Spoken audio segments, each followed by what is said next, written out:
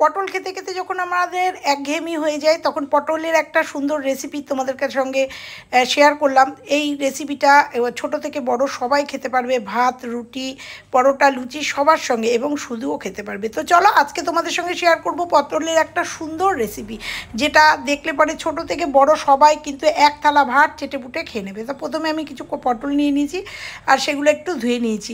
একদম কচি পটল নিতে হবে, আর বীজ থাকলেও বীজগুলোকে ফেলে দিতে হবে।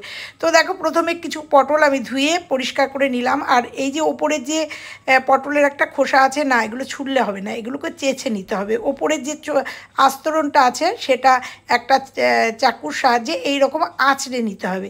আঁচড়ে নিলে ওপরে যে পটলের যে মানে উপরের ইটা আছে, খোসাটা আছে, সেটা উঠে যাবে। তাছাড়াও পটলে অনেক সময় কীটনাশক দেয়, তার থেকেও কিন্তু আমরা রেহাই পেয়ে যাব।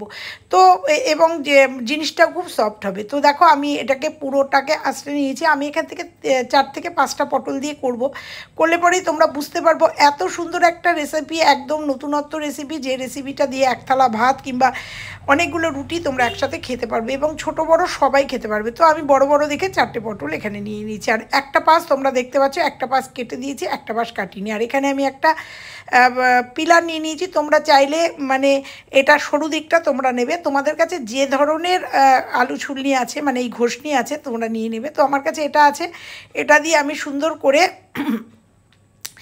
এটাকে ভালো করে এটাকে আমি দেখো 4টে পটলকে আমি ভালো করে এখানে মিহি করে ঘষে নেব। তোমাদের কাছে যে ঘষনি আছে সেই ঘষনি দিয়ে তোমরা ছোট বড় ওটা কোনো ম্যাটার করে না, এইভাবে জাস্ট সরু সরু করে ঘষে নিতে হবে। তো দেখো ঘষতে ঘষতে অনেকগুলো পটলের বীজও বেরিয়েছে, সেগুলো কিন্তু আমি আলাদা করে দেব। তোমরাও কিন্তু পটলের বীজ আলাদা করে নিও, কারণ পটলের বীজ মুখে পড়লে ভালো লাগে না, আর কচি পটল হলে কোনো বীজই থাকবে না। তো দেখো এইবার রেডি হয়ে গেছে। এর মধ্যে কিছু জিনিস আমি মেশাবো একটুখানি হলুদ, মানে পরিমাণ মতো একটু হলুদ, আর মেশাবো হচ্ছে একটু জিরের গুঁড়ো, একটু ধনের গুঁড়ো। না এই মুহূর্তে কিন্তু আমি লবণ মেশাবো না কোনো মতেই। কেন মেশাবো না সেটা পরে বলছি। তো ধনের গুঁড়ো, জিরের গুঁড়ো আর একটুখানি চিনি মেশালাম, কারণ টেস্টটা ব্যালেন্স হওয়ার জন্য। এইবার আমি আলতো হাতে পুরো পটলের এটাকে মিশিয়ে নেবো। দুটো একটা বীজ আছে তোমরা দেখতে পাচ্ছ, ওগুলো কিন্তু একদমই কচি বীজ। তো আমি সুন্দর করে আলতো হাতে, ভীষণ জোরে বা চটকানো যাবে না, আলতো হাতে এটাকে মেখে নেবো। এদিকে তোমাদের বলি, আমি ওভারনাইট একটা ছোটো কাপের 1 কাপ মটরের ডাল এইভাবে ভিজিয়ে রেখেছিলাম ওভারনাইট, এবং সেটাকে ছেঁকে নিয়েছি যাতে একটু জল না থাকে। এবার এটাকে আমি একটা মিক্সার গ্রাইন্ডারে নিয়ে এটাকে জাস্ট পেস্ট করে নেবো। এটার মধ্যেও কিন্তু আমি কিচ্ছু মেশাবো না। তোমরা চাইলে এখানে একটা কাঁচা লঙ্কা দিতে পারো, কিন্তু আমি মেশাবো না, কাঁচা লঙ্কা অন্যভাবে মেশাবো। তো দেখো এটাকে পেস্ট করে নিয়ে এসেছি, একদম ড্রাই করে, কিন্তু কোনো জল মেশানো যাবে না। পদ্ধতিগুলো দেখো, এবং খুব সুন্দর একটা রেসিপি, ভীষণ ভালো খেতে হয়। তোমরা কিন্তু এটা করে মাছ, মাংস, ডিম কিচ্ছু লাগবে না, তোমরা এটা দিয়ে কিন্তু খেয়ে নিতে পারবে। তো নিয়ে নিয়েছি। এইবার এই যেটাকে মাখিয়ে রেখেছিলাম তার মধ্যে এবার আদা বাটা আর লঙ্কা বাটা একসাথে পেস্ট করা একটুখানি এর মধ্যে মাখিয়ে নিলাম, দিয়ে দিলাম এর মধ্যে আদা বাটা আর কাঁচা লঙ্কা বাটা। ঝালটা তোমরা তোমাদের প্রয়োজন মতো দেবে। এইবার যে ডালটাকে বেটে নিয়েছি সেটাকে পরিমাণ মতো এখানে দিয়ে দিলাম, কিছুটা রেখে দিলাম, লাগলে আমি পরে এটাকে মিক্স করব, নালে নেব না।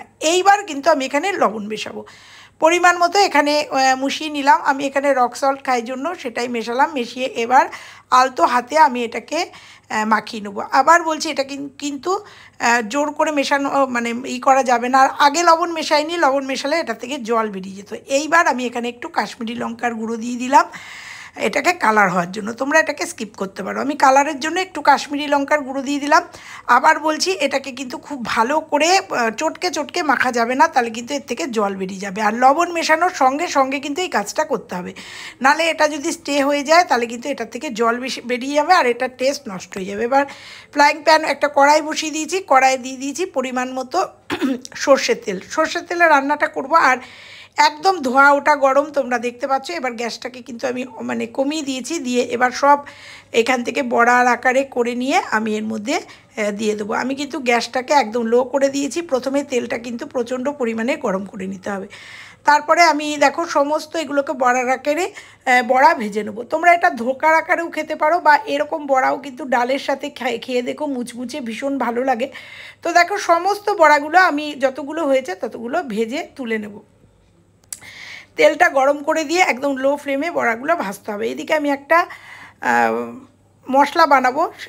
আদা বাটা আর কাঁচা লঙ্কা বাটাটা ছিল, সেখান থেকে 1 চামচ মতো দিয়ে নিলাম। নেব এখানে একটু হলুদ। এইখানে কিছু একটা মশলা আমি এই বাটির মধ্যে আমি করে নেব। নেব একটুখানি কাশ্মীরি লঙ্কার গুঁড়ো, নেব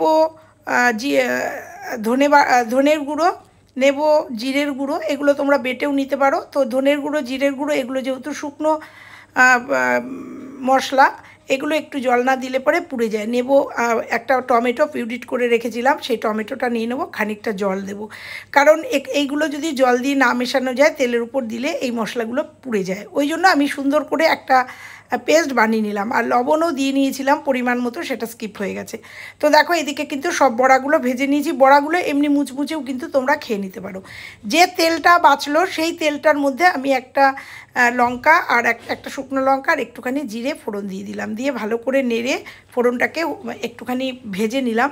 এইবার যে মশলাটা করে রেখেছিলাম সেই মশলাটা এর মধ্যে দিয়ে দেবো। তোমরা এটা পটলের কোপ্তাও বলতে পারো, মানে যেটা ধোকাও বলতে পারো। তো দেখো ভালো করে মশলাটা দিয়ে নিলাম। দিয়ে এইবার সুন্দর করে মশলাটাকে সুন্দর করে কষিয়ে নেবো। অনেকক্ষণ ধরে লো ফ্লেমেই মশলাটাকে কষাবো। ততক্ষণ কষাবো যতক্ষণ না মশলাটা তেল ছেড়ে আসছে। আমরা বুঝি মশলা তখনই হয়ে যায় যখন মশলার থেকে তেল উপরে উঠে আসে। তো দেখো ক্রমাগত নাড়তে নাড়তে মশলাটা হয়ে গেছে, যে তোমরা দেখেই বুঝতে পারছো, কারণ তেলটা উপরে উঠে আসছে। তোমরা এই রেসিপিটা বাড়িতে একবার বানিয়ে দেখো। যারা পটল খায় না তারাও কিন্তু ভুলে যাবে এটা পটলের একটা তরকারি।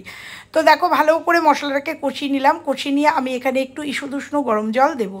কাঁচা জল দিলেও হয়, কিন্তু ঈষদুষ্ণ জল দিলে পরে টেস্টটা খুব সুন্দর থাকে। এই সময় আমি একটু লবণটা চেক করে নিয়েছি। তো লবণটা যদি ঠিক থাকে এইবার আমি এখানে জল মিশিয়ে দেবো। তো দেখো ভালো করে মশলাটাকে কষাতে হবে। মশলাটা থেকে কাঁচা গন্ধটা চলে গেলে, টমেটোর কাঁচা গন্ধ, আদা কাঁচা লঙ্কার কাঁচা গন্ধটা চলে গেলে এইবার আমি এখানে একটুখানি ঈষদুষ্ণ গরম জল মিশিয়ে দেবো। তোমরা ঝালটা তোমাদের নিজেদের অনুযায়ী দিও, তোমাদের টেস্ট অনুযায়ী। তো জল দিয়ে ঢেকে দেবো। তো দেখো টকবক করে ফুটছে। আমি কিন্তু খুব বেশি জল দিইনি, অল্প একটু জল দিয়েছি, কারণ আমার মশলাটা কিন্তু প্রায় পুরোটাই কষানো হয়ে গেছে। ঝোলটা ফুটতে ফুটতে দেখো ঝোলটা ফুটে গেছে। এটা বেশি গ্রেভি করব না, একটু মাখা মাখা করব। এইবার আমি বড়াগুলো দিয়ে দেবো, কারণ এই বড়াগুলো কিন্তু প্রচণ্ড পরিমাণে এই গ্রেভিটাকে টেনে নেবে। আর বড়াগুলোকে দিয়ে কিন্তু অনবরত নাড়া যাবে না, একটুখানি ভিজিয়ে নেব। আর বেশিক্ষণ কিন্তু ফোটানো যাবে না, তাহলে বড়াগুলো ভেঙে যাবে। তো দেখো একটুখানি ফোটানোর পরে আমি এর মধ্যে 1 চামচ ঘি দিয়ে দিয়েছি, দেখতেই পাচ্ছ। ঘিটাকে মিশিয়ে দিলাম। আর এই যে গ্রেভিটা দেখছো, এই গ্রেভিটা কিন্তু পুরোটা টেনে নেবে। গ্যাসটাকে বন্ধ করে দিয়ে এটাকে জাস্ট ঢেকে দেবো। ঢেকে দেওয়ার পরে এটাকে সার্ভ করব। একবার তোমরা বাড়িতে বানিয়ে দেখো, অসাধারণ একটা রেসিপি।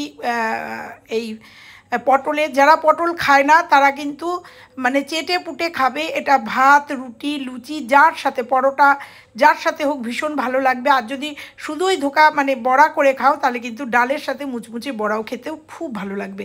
একবার তোমরা ট্রাই করে দেখো, আর বিশ্বাস করো অসাধারণ হয় খেতে। তো করো, অবশ্যই করো। আমার আজকের এই টিপসটা, আমার এই রান্নাটা কেমন লাগলো, আর তোমরা আমার কাছে রান্না দেখতে চাও কি না? আমি রান্না করতে ভীষণ ভালোবাসি, তাহলে অবশ্যই কমেন্ট করে জানিও। তাহলে বিভিন্ন রেসিপি তোমাদের সঙ্গে শেয়ার করব। আর আমার এই আজকের রান্নাটা ভালো লাগলে লাইক, কমেন্ট, শেয়ার। চ্যানেলে নতুন হলে চ্যানেলটা সাবস্ক্রাইব করে পাশের বেল আইকনটা প্রেস করে দিও। এইবার আমরা পরিবেশন করে খেয়ে নেবো। অসাধারণ হয়েছিল খেতে, তোমরা একবার ট্রাই করো। আজকের মতো বিদায় নেবো, আবার ফিরছি কোনো ভিডিওর সাথে, কোনো টিপসের ভিডিও বা কোনো রান্নার ভিডিওর সঙ্গে। ততক্ষণের জন্য সবাই ভালো থেকো। প্রচুর আমের আচার করেছি, পরবর্তী ভিডিওতে সব আসতে চলেছে। টাটা।